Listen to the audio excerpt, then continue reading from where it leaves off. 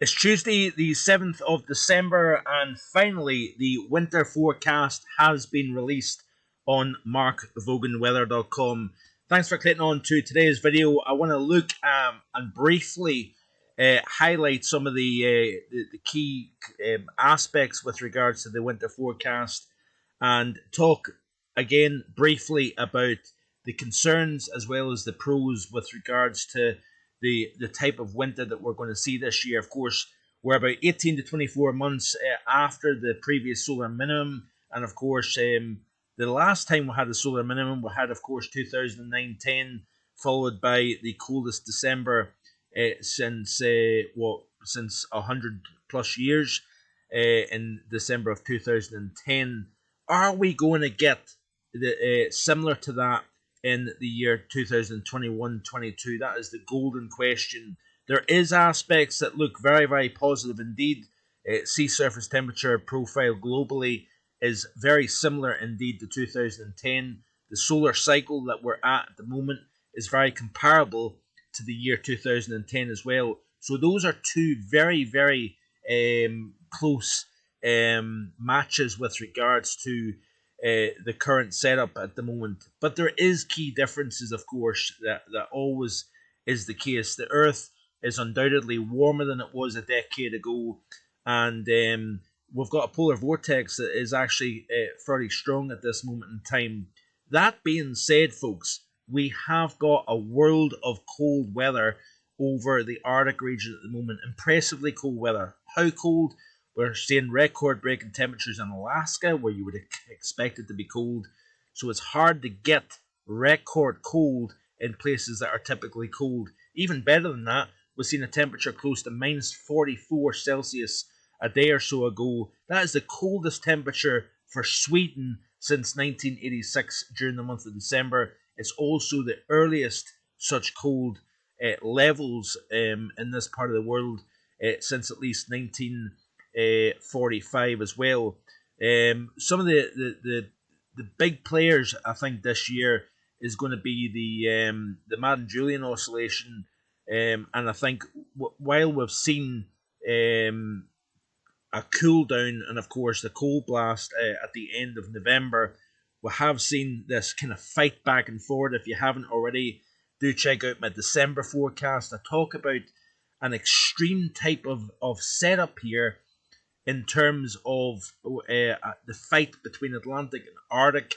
That is definitely taking place at the moment. We're seeing that. Of course, we've got ongoing Storm Barra, which is bringing, of course, damaging winds to parts of the Republic of Ireland, Northern Ireland, and parts of England and Wales as well, even parts of Scotland as well. Heavy snowfall is probably the bigger aspect across Scotland, but the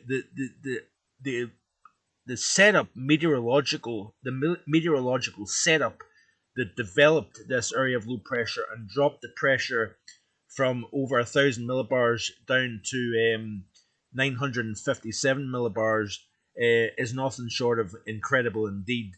So a 55 millibar drop in pressure is almost double what you would expect in terms of a pressure drop that constitutes rapid cyclogenesis or a bomb cyclone or whatever terminology you want to use for it.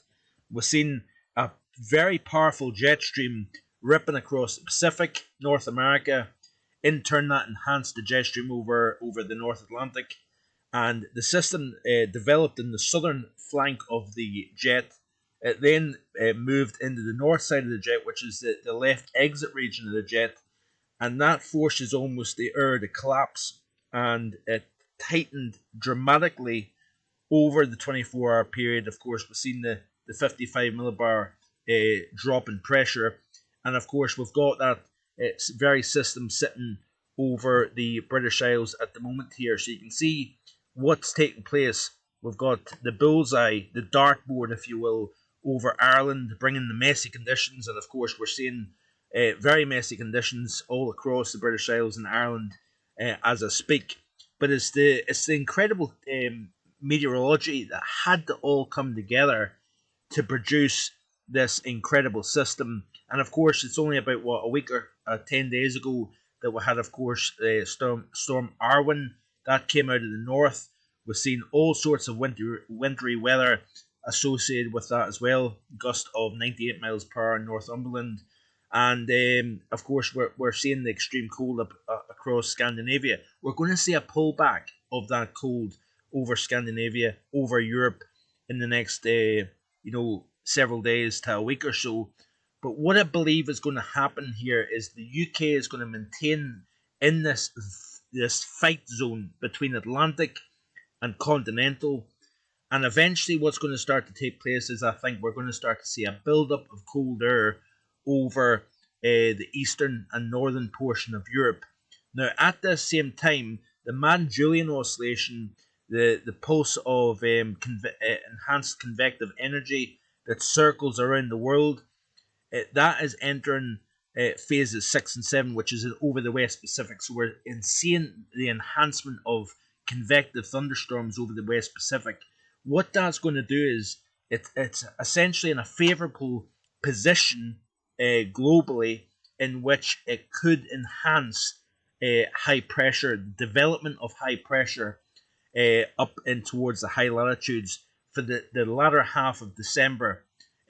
So it's going to be interesting to see how the pattern evolves, and it's also interesting how we see the GFS starting to show some hints at what I believe is going to take place. So I think we're going to see the continuation of stormy weather over the next several days, high pressure mid-month, and then we're going to start to have to watch that area of high pressure to see where it goes. Will it go north? Will it go northwest up towards Greenland? Will it go northeast up towards Scandinavia?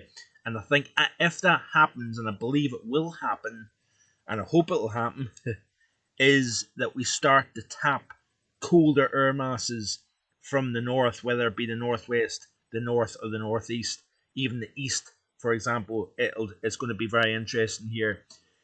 Overall, the solar is conducive. We've got the easterly QBO. We had a negative Indian Ocean dipole during the autumn season. The sea surface temperature profile is ideal. We've got an easterly based La Nina as well in place.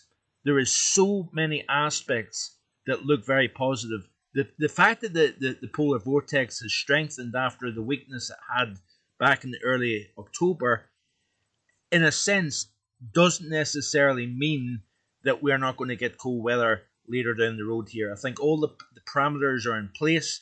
The fact that we've had the record-breaking cold, we've seen temperatures approaching minus 60 in eastern Siberia.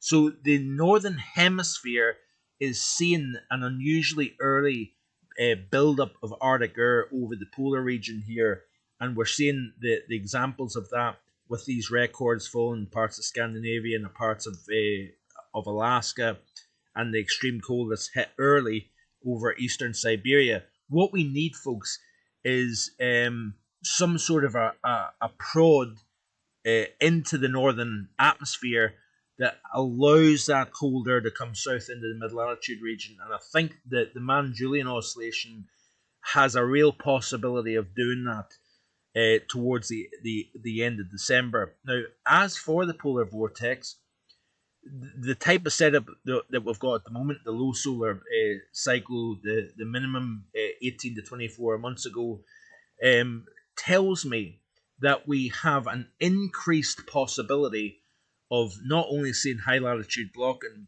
but a weaker polar vortex which may weaken, become displaced, or collapse altogether in the form of a sudden stratospheric warming.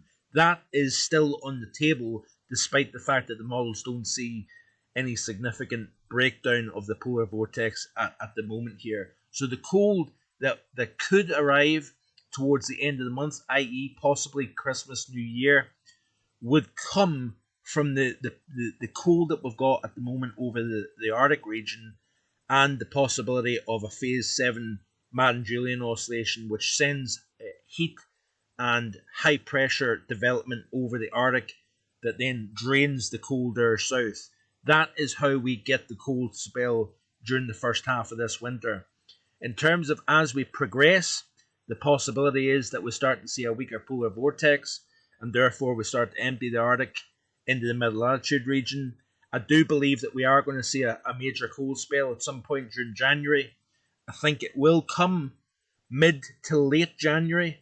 There may be a period, whether it's short lived or whether it even lasts maybe a couple of weeks, would be kind of during the first and middle portion of January, where we may see the cold retreat. We may go into a very mild pattern or a milder pattern, and some people may say, well, that's winter over with, especially if we get a cold spell at the end of December and then it disappears, or at least exits for a time. I think it will come back, and it may be that during the second half of January we see something very, very significant indeed. And then I think that may hold into the month of February here. If we do get the potential sudden stratospheric warming or a weakening or a displacement of the polar vortex, I do believe we could have a prolonged period of cold winter weather during the heart of winter this year. But it's going to be very interesting. Please do check out markvoganweather.com. The article, the winter forecast is there and readily available to read. So here's hoping that we can get some sort of a winter back again. There is so much on the table. There is so much potential in this type of pattern that we could get something really historic, actually. You know, the end of December 1995 is not out of the question. What happened then? We've seen the temperature hit minus 27 at Altnahara. We've seen minus 20 in Glasgow. I think these kind of temperatures, albeit really extreme, there is the possibility of something major taking place. Now, of course, we've seen the UK's first minus 23 during the month of February since 1955 back last year. We also seen, of course, the coldest temperature in the UK of minus 23 at Braemar since 1995. So was last year a teaser? That is a very good question indeed. So it's going to be very interesting, like I said, to see exactly what takes place here. And do check out all my previous videos. There is a playlist. You can check out the winter-related videos, and you can see what I've been talking about really since way back in September. So far, it's been pretty decent. Predicted the end of November cold spell, which took place, and we're seeing stormy conditions. We're also seeing the extremes over Europe, the deep lows over the Atlantic hitting the UK, while we're seeing temperatures historically low over parts of Europe here. Like I said, there's so much potential in this pattern. Finally, let's have a quick look at Storm Barra as it dissipates actually over the UK. Why is that taking place? Because we're seeing an area of very strong high pressure over the continent. So it's got nowhere to go, Storm Barra. It will basically dissipate over the British Isles. As that happens, we're going to see more weather systems coming in over the Atlantic.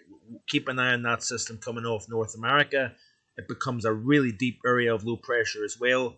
What we're doing here is we're sending areas of low pressure up into Greenland, into Iceland, going to bring all sorts of nasty conditions here, extreme conditions. But all the while, look at Eastern Europe. We're seeing the development of area high pressure that keeps temperatures exceptionally cold over Eastern and Northeastern Europe, while we continue to see the Atlantic batter the UK here with one system after the next. That area of high pressure then kind of slides into the heart of Russia. But what takes place is very interesting. We see an area of high pressure starting to build over the UK, and then we see the redevelopment of high pressure to the east of the British Isles, and we are seeing the moles becoming a little bit more firmer. Still a long way off, and it's still fantasy land, but the potential for a Scandinavian Blockenhigh to develop here, which could be very, very interesting indeed. Now, the moles are coming and going with that scenario, but it's going to be interesting to see how whether they'll continue to come back to the same solution. The modelling has a hard time seeing cold, especially in this day and age, but there is a world of cold out there. It's just a case of, can we get the right parameters to come together to deliver that cold into the British Isles here. So all to play for. Keep it right here on YouTube and markvoganweather.com. Bye for now.